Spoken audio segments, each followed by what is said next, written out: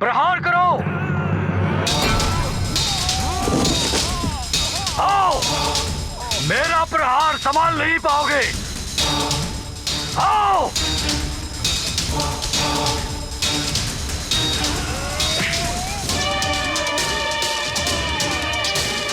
आओ, पुनः प्रहार करो।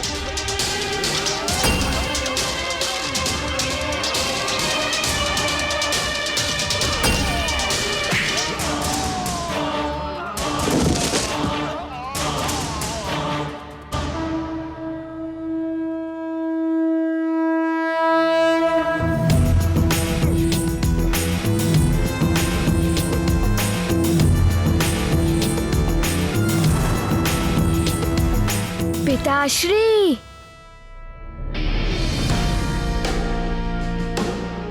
पुत्र हनुमान, तुम यहाँ रणांगन में क्या कर रहे हो? पिताश्री, मुझे भी गदा युद्ध का अभ्यास करना है। हाँ हाँ पुत्र, मैं सिखाऊंगा तुम्हें। आओ।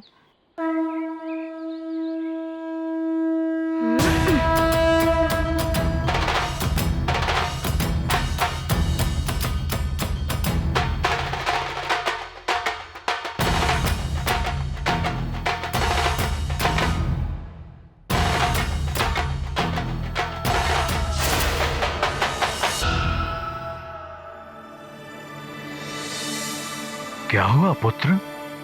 पिताश्री, मैं आपके साथ अभ्यास नहीं कर सकता। तुम मेरे साथ अभ्यास क्यों नहीं कर सकते? माँ कहती है कि युद्ध हो या युद्धाभ्यास, प्रतिद्वंदी को सदैव शत्रु के रूप में ही देखना चाहिए। मैं आपको शत्रु के रूप में नहीं देख सकता। युद्ध के लिए ये नीति आवश्यक है हनुमान। यदि प्रतिद्वंदी पर शत्रु समझकर प्रहार करोगे तभी युद्ध शिक्षा सीख पाओगे, और यदि शत्रु को मित्र समझकर प्रहार करोगे तो युद्ध क्षेत्र में तुम्हारी पराजय निश्चित है।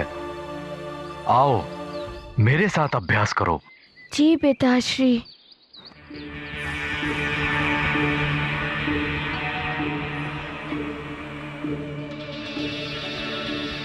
चलो हनुमान, मैं तुम्हें अब अभ्यास कराऊंगा। आज्ञा पिताश्री।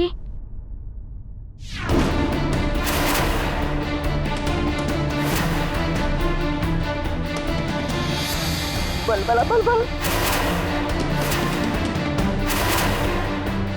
करो प्रहार।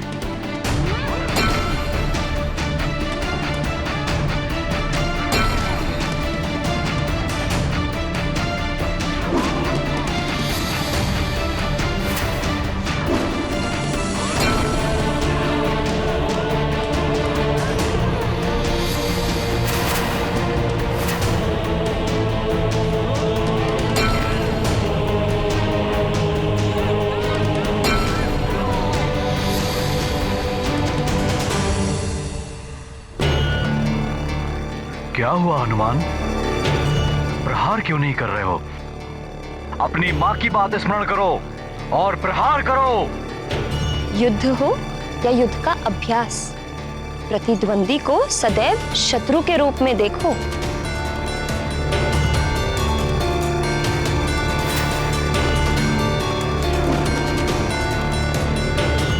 हनुमान, प्रहार करो।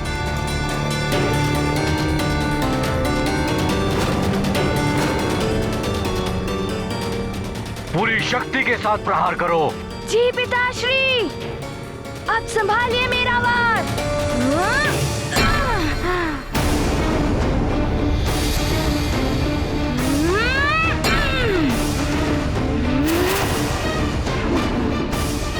और शक्ति के साथ हनुमान। शक्ति और फुर्ती के संगम से ही विजय प्राप्त होती है। जी पिताश्री। बहुत अच्छे हनुमान। और शक्ति से प्रहार करो और तीव्रता से।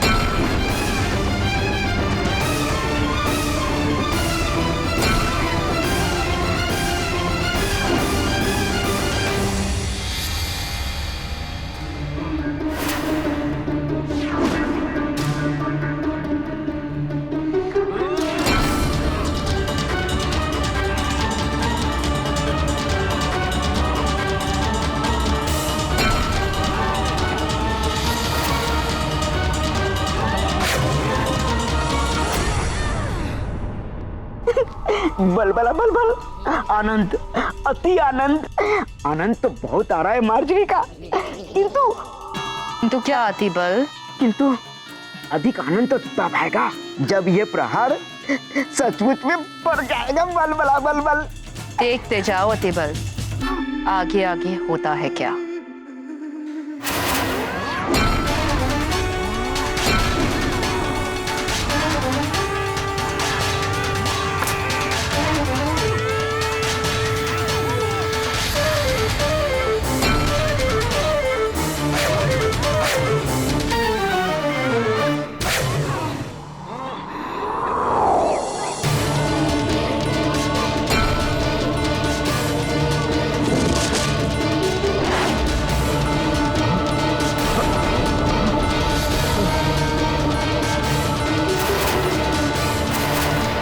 अब तो मरेगा ये केसरी। वज्र की शक्ति है हनुमान की गदा में।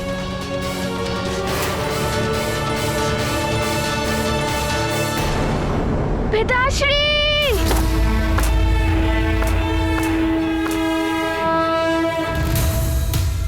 हनुमान या केसरी, कोई तो गया है मृत्यु के मुख में। लगता है पुत्र के हाथों पिता की मृत्यु हो गई। बलबला बलबल।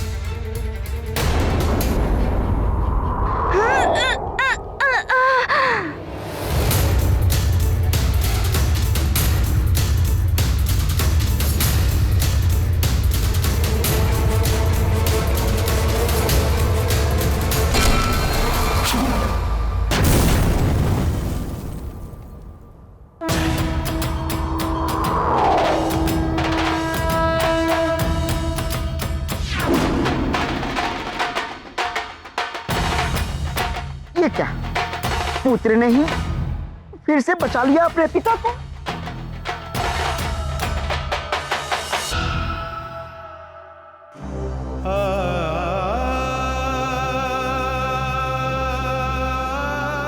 पिताश्री,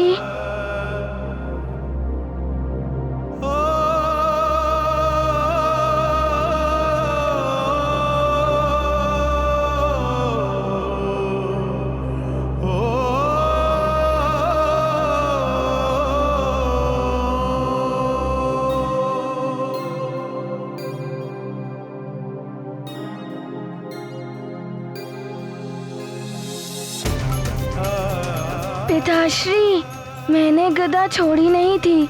माँ के कहे अनुसार मैं गदा अभ्यास कर रहा था, किंतु गदा स्वयं ही छूट गई।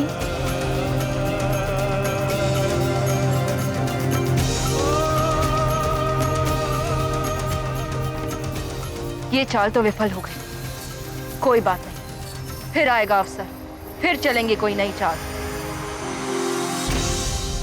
पुत्र हनुमान, तुम्हारे जैसा पुत्र हो तो पिता पर कोई भी संकट नहीं आ सकता, किंतु पुत्र, युद्ध हो या अभ्यास, आवेश में आकर ऐसी घटनाएं हो जाती हैं।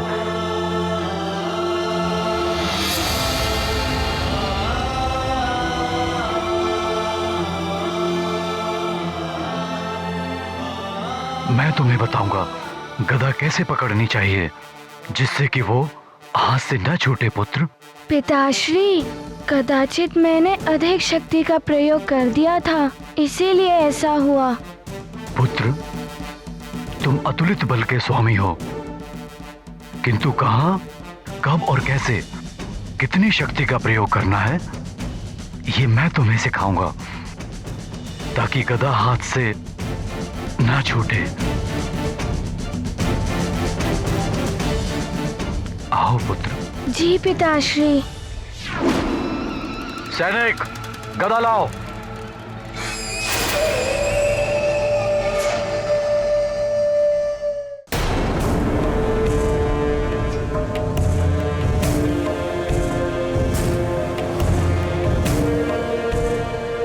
यहाँ से सभी ग्रह नक्षत्र दिख रहे हैं। बहुत सुंदर है यह अंतरिक्ष। शीघ्र ही अंतरिक्ष मंडल होगा मेरे अधीन। 9 ग्रह, 9 में से 3 ग्रहों की तो दशा पहले ही परिवर्तित कर दी है मैंने। शीघ्र ही ये शेष ग्रहों को भी अपनी दशा परिवर्तित करने के लिए विवश कर दूंगा मैं। मेरी मृत्यु का योग बना रहे थे ना तुम सब मिलकर, मंगल अमंगली कर दूंगा मैं तुझे। बुध, पृथ्वी पर प्रलय लाएगा तू। गुरु, देवों का हितैषी, मेरे गुरु ज्ञान निस्तेज हो जाएगा मेरी शक्ति के समक्ष। शनि, तुझे अपनी टेढ़ी दृष्टि पर बहुत अभिमान है ना, अब मेरी टेढ़ी दृष्टि से बच। सूर्य, तुझे तो मैं अपना द्वारपाल बनाऊंगा। और चंद्र, औषधियां और जड़ी बूटियों को धरती पर पोषण देने वाले, तू ही अब उनका नाश करेगा। एक तीर से 3 लक्ष्य साधूंगा मैं। ग्रहों को वश में करके अपना मृत्यु योग हटाऊंगा। पृथ्वी पर प्रलय लाकर सब कुछ समाप्त कर दूंगा, जिसके साथ अंत हो जाएगा उस नर अवतार का, नारायण का। फिर इस पूरी सृष्टि का नियंत्रण होगा मेरे हाथों में। समाप्त कर दूंगा मैं सब कुछ। रह जाऊंगा तो केवल मैं और मेरे लंकावासी, सब इस पुष्पक विमान में।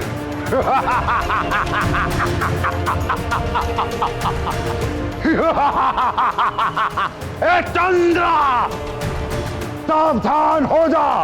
दाशानन रावण आ रहा है तुझे अपना दास बनाने के लिए।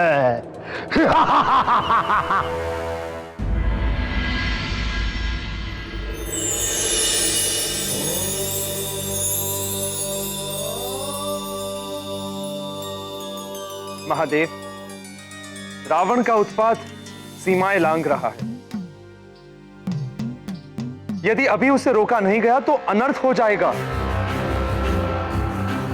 महादेव, रावण के कहने पर शुक्राचार्य भी उसका साथ दे रहे हैं। इसीलिए शुक्र ग्रह ने अपना झुकाव विपरीत दिशा में कर लिया है, जिसके कारण पृथ्वी मुझ सूर्य ग्रह की ओर बढ़ गई है। हाँ प्रभु, पृथ्वी का तापमान अस्वाभाविक रूप से बढ़ता ही जा रहा है। और राहु और केतु भी असुर होने के कारण रावण का साथ दे रहे हैं। वो भी अपनी दिशा बदलकर अन्य ग्रहों के मार्गों में बाधा उत्पन्न कर रहे हैं। हाँ महादेव, मुझ मंगल ग्रह के मार्ग में आ रहा था राहु। यदि यही स्थिति रही प्रभु, तो ये सृष्टि असमय ही काल के गाल में समा जाएगी। और केतु मुझ बुध ग्रह के मार्ग में आ रहा था।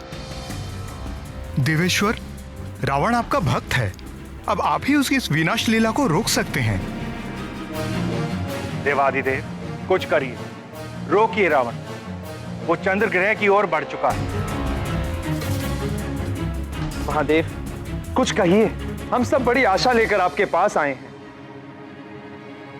मेरा दिया हुआ वरदान देवताओं और जगत के लिए अभिशाप बन गया। मेरी मृत्यु किसी भी देव, दानव, नाग, किन्नर और आदि के हाथों ना हो सके। और नर एवं वानर? नर एवं वानर, वो तो तुच्छ हैं पर पितामह।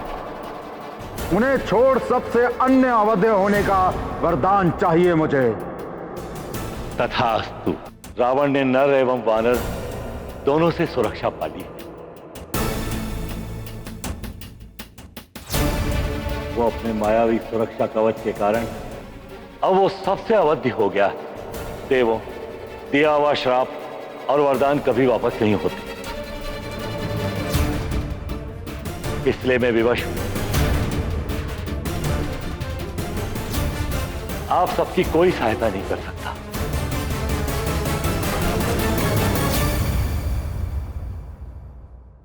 ये स्थिति तो निश्चित ही बड़ी विकट हो गई है।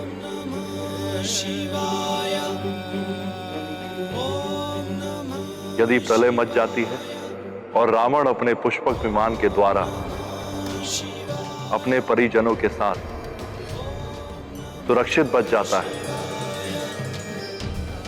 तब तो उसकी मृत्यु असंभव ही हो जाएगी।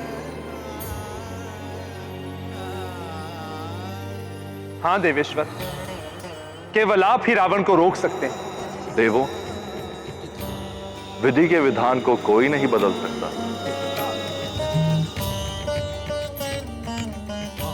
जो हो रहा है उसे होने दीजिए।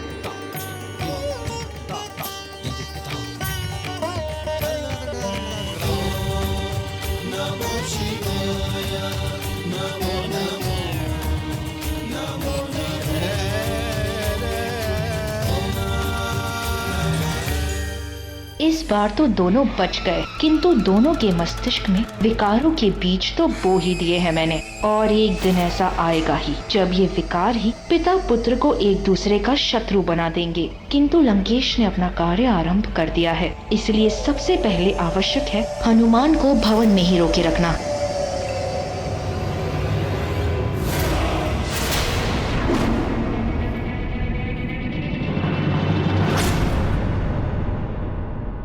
माँ, आप? हाँ, मैं ये कहने आई थी। हनुमान, क्या कर रहे हो? दूध गिर जाएगा। हनुमान, जाओ, क्या कर रहे हो?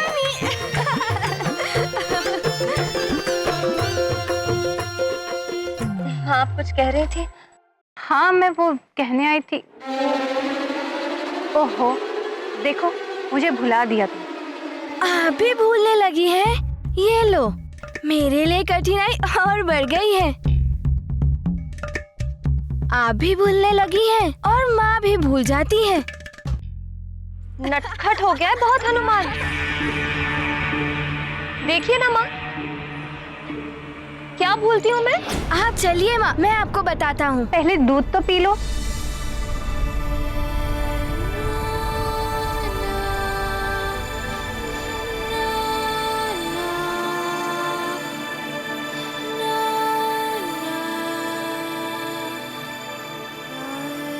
लीजिए नानी, हो गया।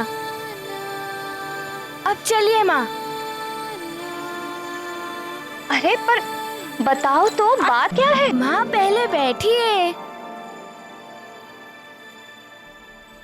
अब बताओ, क्या भूली हूँ मैं?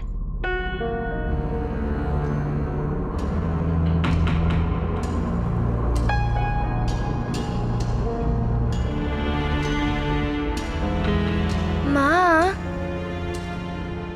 इन दिनों हनुमान को निंद्रा नहीं आती है,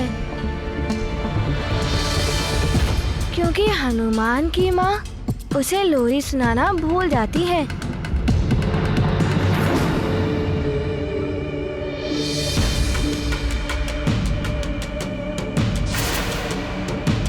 आप मुझे लोरी सुनाइए ना माँ।